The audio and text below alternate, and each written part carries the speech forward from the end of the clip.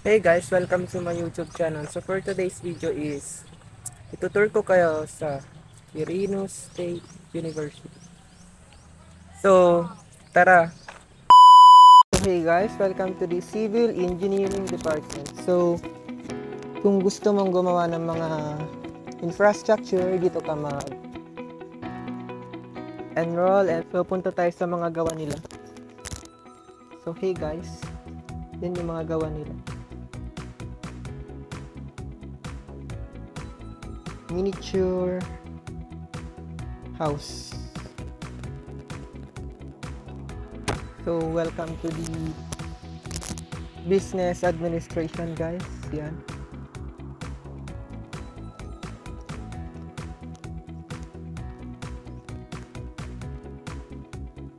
So narito na tayo sa business administration or business education department guys. So if you're a business minded person or people, dito ka po nababagay.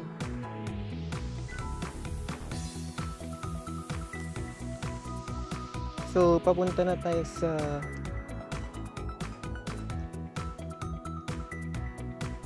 midwifery. So papunta na tayo sa midwifery department. So yan.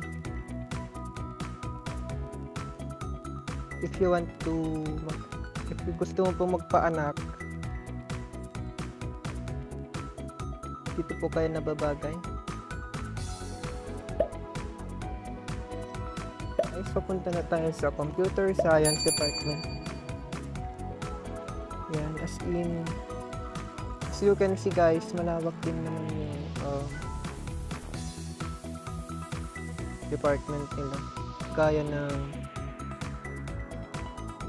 criminology department, as you can see, sobrang lawak.